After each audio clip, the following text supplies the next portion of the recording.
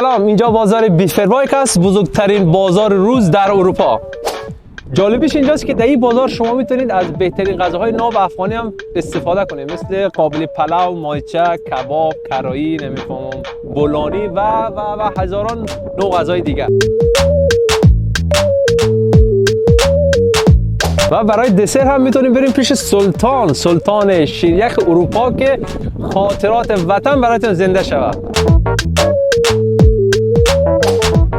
و از خوراک و فروش‌ها اینجا هم میتونید سودای روزمریتان رو بگیرین، چون که وطندارای ما اینجا کل بیزنس دارن.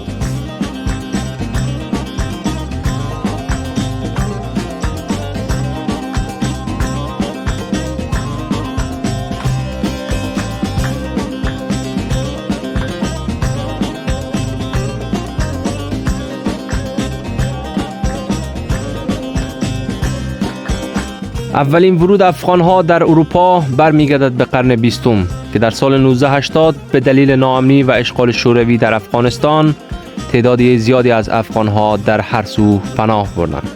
کشور هلند هم تا سال 2021 به 60,000 پناهجوی افغان پناه داده است. بعد از مراحل پناهندگی و اخذ قبولی، افغان‌ها به کسب و کارهای مانند ادارات دولتی و شخصی، بهداشت و مراقبت، ساخت و ساز و صنعت و رستوران و مغازه‌داری مشغولند. این بازار نه تنها بزرگترین بازار روز در هلند هست، بلکه در اروپا هم بزرگترین هست که در آخر هفته افغان‌ها برای خرید و سودای خانه‌شان به این بازار می‌آیند که مایحتاج زندگیشان را برطرف کنند. همین بهانه خرید خانه و آمدن به اینجا شانسی هست برای کسانی که پشت غذای افغانی دیغ شدند و می‌خواهند با رفتن به رستوران‌های افغانی یاد و خاطرات وطن را تجلیل کنند. ما هم برای شما از این رستوران‌ها و شلوغی بازار برایتان گزارشی تهیه کردیم که در ادامه با هم خواهیم دید.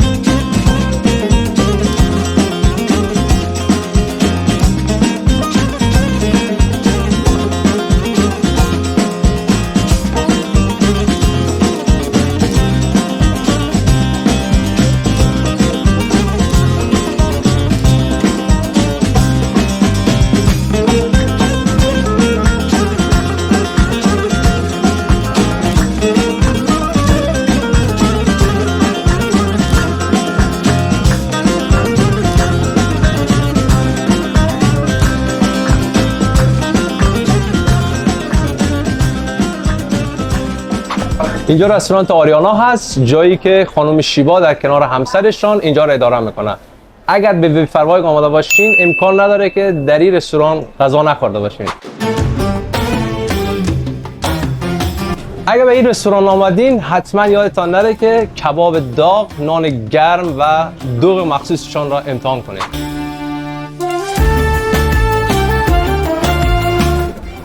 من فکر میکنم که خانم شیبا میتونه بهتر از من برای شما توضیح بده. پس بریم صحبت ایشان رو بشنویم. سلام علیکم، روز شما بخیر. سلام علیکم جان، روز شما بخیر، خسته نباشید. زنده باشین. تشکر که به ما اجازه دادین از رستوران زیبایتان فیلم برداری کنم. ممنون از زحمت شما، تشکر عزیز. سلامت باشین. میشه خودتون برای بیننده‌های عزیز ما معرفی کنین اول؟ بله چرا که نه، شیبا هستم از آریانا رستوران. 10 سال با شوهرم دامادم 10 سال اینجا کار میکنیم. تقریبا در خدمت ایرانیا افغانیا هستیم. ما تقریبا میشه گفت ما یک پل درست کردیم بین ایرانی و افغانی، بین خارجی ها که ماها رو بیشتر بشناسن، بیشتر با غذاهای ما آشنا، چون با ترک‌ها اینا همیشه آشنایی داشتن، سالهای اونا اونجا با ما آشنایی نداشتن.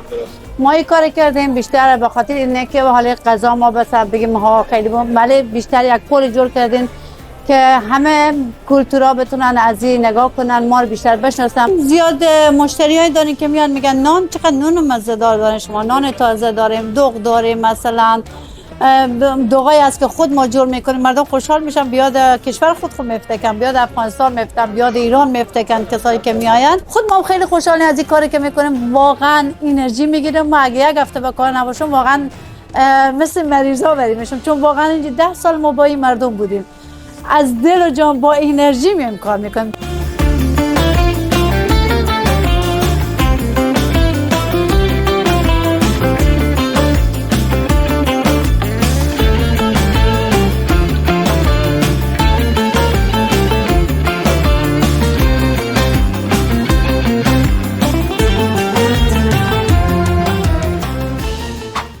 خب که گفتین یک پل ارتباطی هستین بین دو تا فرهنگ ایران و افغانستان، واقعا این کار بسیار عالی است. من از شما بسیار ممنون هستم که فرهنگ ناب افغانی را و دیگر فرهنگ ها معرفی میکنین و از دیگر فرهنگ ها را به ما معرفی میکنین. این کارتان بسیار قابل قدر است و ای که به ما امروز وقت دادین، یک جان سپاس. ممنون از شما، ممنون از زحمتایی که کشیدیم. ما وظیفه خود اجرا میکنیم. واقعا همه ما با هم دیگر باید دست به دست هم بدیم، بتونیم همه کشورها رو یکی کنیم. ایران و افغانستان که دوی از او با هم هستن همیشه.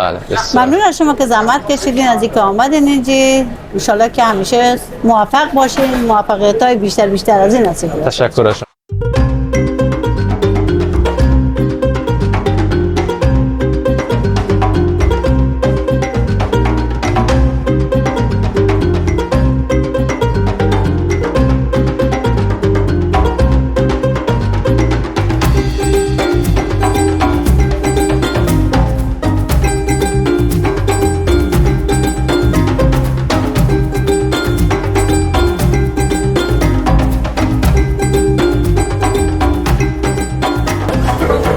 معمولا بعد از یک غذای چرب یک دسر عالی میچسبه.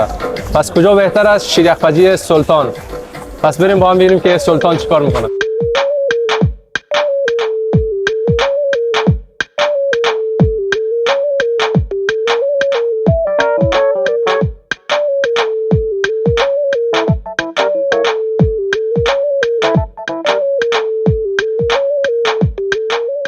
سلام علیکم. و علیکم سلام بیادر. خوب هستی؟ بخیر هستی؟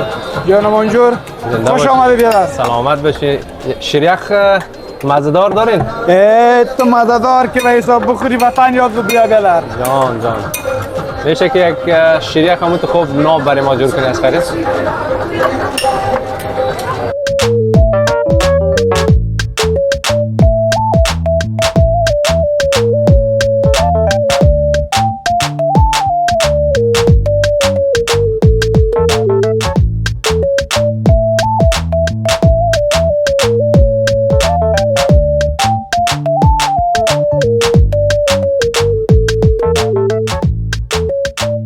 یم شیریخ آقا غفار که قیمت 12 روز ارزش سعی کنید دیگه خودتون بفهمید دیگه. 3 منزله. در فرهنگ افغان‌ها مهمان نوازی یکی از آداب و رسوم دیرینه هست که تا به هنوز به رسم ادب پایبند آن بودن و هستند. میوه خشک یکی از جمله تنقلاتی به حساب می آید که افغان‌ها در مهمانداری از آن استفاده می کنند. یکی از دلایلی که افغان‌ها را به این بازار می‌کشاند همین مغازه‌های خشکبار فروشی است که در کشور هلند تنها در اینجا به راحتی می‌توانید تهیه کنید. با هم به یکی از این مغازه‌ها رفته نظر این مرد مهربان که صاحب این مغازه هم هست را با هم می‌شنویم. سلام علیکم. خوب هستین؟ بخیر هستین؟ ان شاء الله. خوش آمدین. صحتتون خوب است؟ صحتمند هستین؟ مزاحم کنید؟ خواهش می‌کنم. شما اول خودتون میشه اگه زحمت نیست معرفی کنید. نام من رحیم است تخلص معینی، مسئول مغازه قربان مارکت در بازار بفرمایید یک شارعانه. بسیار خوب. چند سال میشه که دکانداری میکنید؟ تقریبا 6-7 سال میشه. 6-7 سال دیگه. بسیار خوب. بعدی اجناس چیزا از افغانستان می از ایران می؟ بله، جنسایی که میوه خشک ما زیادترش تقریبا 80% از خود افغانستان می. کشمش سبز است، کشمش سرخ است، بادامای ستاربایی، بادام لوگر با جلغوزه. اکثریت جنسای ما از افغانستان است و در 5% هم از کشور ایران بعضی میوه خشک دارن. من می هفته قبل کلچه ساخت که پختاشی خود کابل است، جدید رسیده و به اوی خاطر کلچه از کابل میاد. بله کلچه از کابل آمده. بسیار خوب بسیار خوب. و- این عیدم بخیر نزدیک است. عید ما به خاطر آوردیم که با یک خدمت به وطندارا و خاطرات گذشته که در وطن بودیم کلچه وطن در عید همیشه وقت استفاده میکردیم. خوبش بسیار عالی بسیار عالی. من فکر میکردم که از وقتی که مشکلات به افغانستان آمد نه یک دو نیم سال اخیر فکر کردم شاید راه و چیزا خراب شده باشه ولی در بخش قسمت تجارت و بیزنس طبق پروگرام های قبلی که وجود داشت فعلا هم همون چیز هست، ولی صرف مشکلاتی که مربوط تجارا و وطندارا میشن جنسی که وارد میکنن میارن صرف به خاطر یک کمی کرایه کانتینر بالا رفته. آقای عینی تشکر از شما یک جان سپاسی که وقت گذاشتین برای ما دیگه خوشحال شدیم. خواهش میکنم. یک کاروبارتان بخیر برکت. تشکر از لطف شما که قدم رنجه کردین آمدین و با ما یک مصروف شدین در این قسمت معرفی میوه وطن و وسایلی که جمع از افغانستان آوردیم.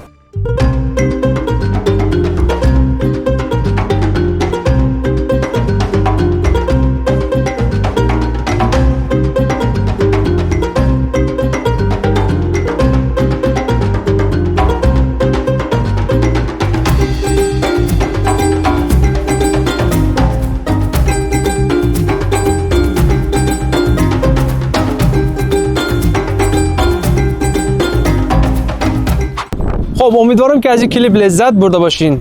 اگر لایک های این کلیپ به 1000 برسه براتون قول میدم که قسمت دوم این کلیپ هم براتون بسازم. مرسی از حمایتتان. لایک و کامنت و سابسکرایب یادتان نره. در آخر هم قدر سلامتیتان رو بدونین و بیشتر سفر کنین.